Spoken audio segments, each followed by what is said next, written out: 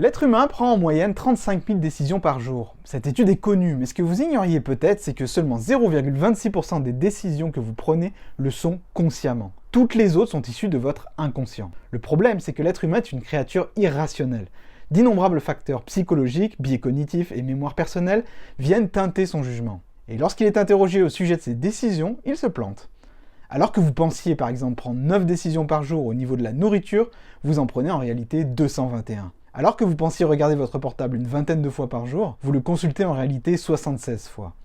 Sans compter le fait que vous sous-estimiez constamment le temps nécessaire pour réaliser quelque chose. Dans un monde de plus en plus complexe et avec toujours plus de paramètres à prendre en compte, vous devez trouver le moyen de prendre de meilleures décisions dans votre vie. C'est ce que je vais vous montrer dans cette vidéo avec à chaque fois des exemples de lecture et de ressources pour aller plus loin.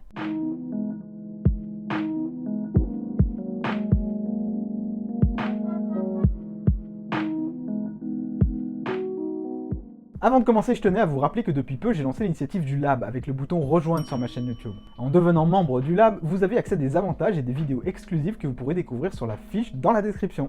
Salut tout le monde, comme vous le savez peut-être, je me suis lancé dans une nouvelle routine d'efficacité, je vous en parlais la semaine dernière. Cette routine m'a déjà permis de prendre de meilleures décisions dans ma vie et ma santé. Aussi, mon premier conseil si vous voulez vous améliorer sera d'aller y jeter un coup d'œil si ce n'est pas déjà fait, car vous pourrez y trouver des habitudes qui feront toute la différence à long terme. J'ai pris énormément de mauvaises décisions dans ma vie, des mauvais choix d'investissement, des choses que j'ai regretté avoir dites ou faites, des projets pour lesquels je me suis emballé trop vite, des relations qui n'étaient absolument pas faites pour moi, des choix de vie difficiles et des carrières ratées. Mais également plein de bonnes décisions pour lesquelles je suis reconnaissant tous les jours. Monter ma boîte, écrire mon livre, lire un livre par semaine, devenir un spécialiste de la mémorisation, réaliser des défis. Donc les conseils que je vais vous donner sont pour l'essentiel issus de ma vie perso qui m'ont vraiment aidé et ont fait la différence à des moments clés. Je suis conscient que mes conseils ne s'appliqueront pas à tout le monde parce qu'on ne peut pas dire absolument qu'il faut faire ceci ou cela, surtout sur un sujet aussi complexe que la vie et la prise de décision, mais je suis persuadé que vous en retirerez quand même de très bonnes choses. Nous sommes le résultat de nos décisions passées.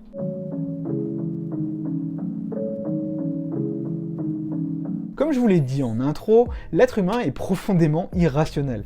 Il pense que les décisions qu'il prend sont parfaitement logiques, alors qu'elles sont complètement affectées par des biais cognitifs, des croyances, des pulsions ou des émotions. Je trouve qu'il est utile de connaître le fonctionnement du cerveau de l'être humain si on veut prendre de meilleures décisions dans sa vie. Juste pour être conscient de ce qu'il se passe dans notre cerveau et de comment nous réagissions aux situations données. L'aversion à la perte, par exemple, m'a fait manquer énormément d'opportunités. L'aversion à la perte, c'est quand on attache beaucoup plus d'importance à la perte qu'un gain équivalent. Pendant des années, j'ai eu peur de me lancer à plein temps sur Potion de Vie car j'avais peur de perdre ma sécurité de l'emploi. Donc je n'avançais qu'à moitié sur les deux projets et au final je n'étais pas vraiment heureux. Tous les phénomènes psychologiques s'appliquent à votre façon de prendre des décisions. Et le fait de connaître ces rouages ne vous font pas plus les éviter, mais vous rendre beaucoup plus vigilant. Et c'est parce que vous serez plus vigilant que vous éviterez de prendre de mauvaises décisions. J'ai deux pistes de lecture qui peuvent vous aider à mieux vous connaître. La première, c'est le travail de Dan Ariely sur l'économie du comportement, et notamment son livre « C'est vraiment moi qui décide ». Et l'autre livre que je voudrais vous conseiller, c'est le Système 1, Système 2 de Daniel Kahneman, qui vous montrera les deux vitesses de pensée de votre cerveau, et vous révélera comment vous prenez vos décisions et pourquoi. Vous trouverez tous les liens dans la description.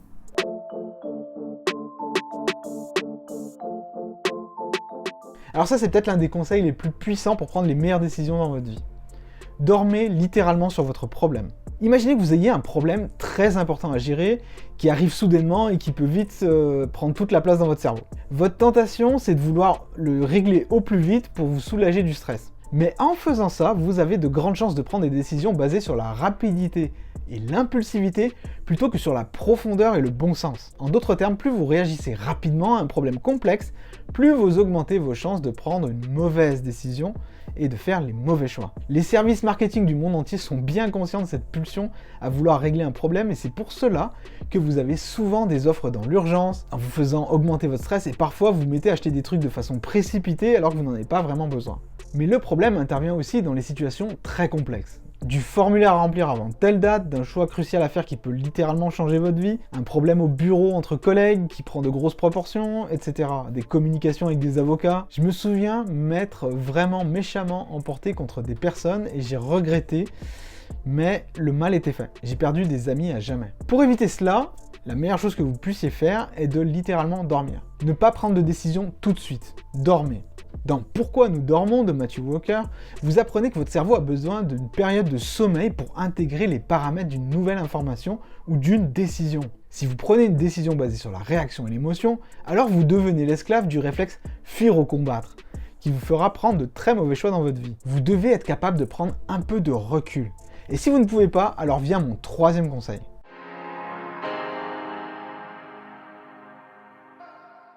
Dans certaines situations, vous n'avez pas la possibilité de dormir car on attend de vous une réponse dans la journée. Et bien malgré tout, je vous recommande de ralentir le temps, c'est-à-dire de prendre l'habitude de laisser passer du temps avant de répondre. 20 minutes, une demi-heure, 3 heures, bref. Pourquoi? Parce qu'il y a très peu de chances pour qu'au moment où vous deviez prendre la décision, vous disposiez de toutes les informations nécessaires. Il y a même de très fortes chances pour que on vous tente de vous influencer en vous soulignant l'urgence de la situation. Et comme vous l'avez vu, l'urgence et l'émotion sont de mauvaises conseillères. Retardez de 20 minutes, le temps d'en savoir plus sur le problème et de prendre conseil. Vous avez besoin de temps pour remettre les choses en ordre dans votre tête, accuser le coup et laisser retomber un peu la pression. Reprendre le contrôle de votre respiration et bien oxygéner le cerveau. Pensez en termes de faits plutôt que de suppositions.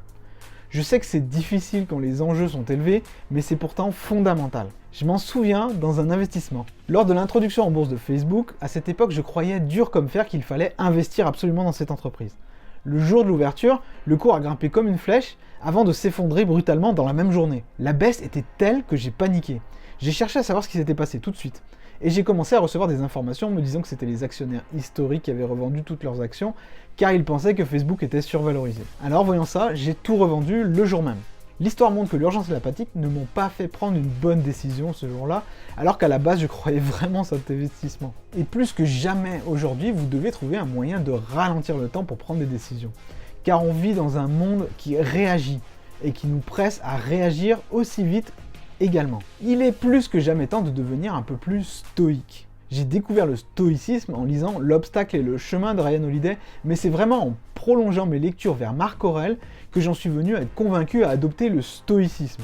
Aujourd'hui, je ne peux que vous l'encourager également pour prendre de meilleures décisions.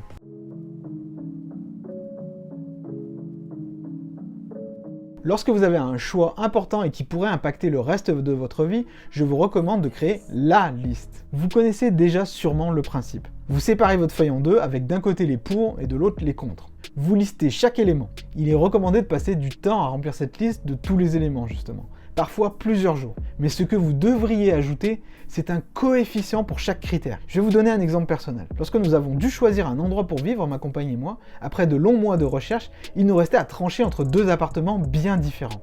D'un côté, nous avions un rez-de-jardin grand, déjà tout prêt sans travaux, mais avec une seule place de parking et plutôt loin du centre-ville à pied. Et de l'autre côté, nous avions un toit-terrasse avec un garage et un parking, plus petit et avec énormément de rénovations. Avant de commencer, nous avons répertorié tous les critères qui étaient importants pour nous en leur donnant des coefs. Par exemple, la proximité du centre-ville était un coef 5 pour moi, alors que pour ma compagne c'était un 8. L'accès à la fibre était pour moi un coef 10, alors que pour ma compagne c'était un 2. Le stationnement était un 7 pour nous deux. La taille de l'appartement était un 7 pour moi et un 10 pour ma compagne, etc. Ensuite, nous avons pris ces critères et on les a placés dans les deux appartements.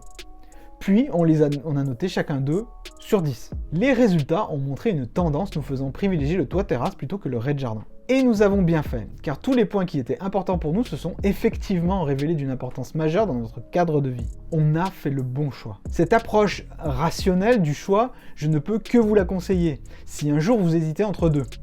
Ou plus d'ailleurs. Et enfin, j'ai un dernier conseil.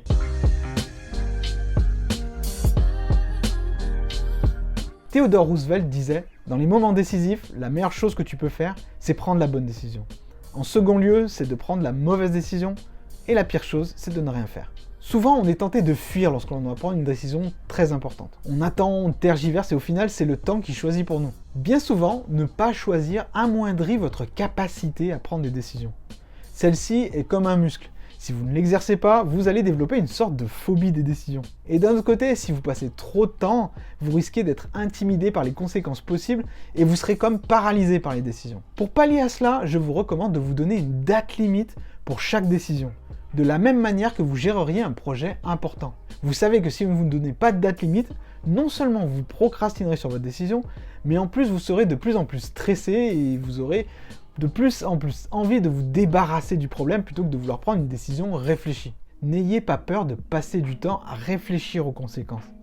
Et respectez votre engagement de date limite d'un autre côté. Avec ces 5 conseils, vous verrez que prendre les bonnes décisions deviendra un peu plus facile.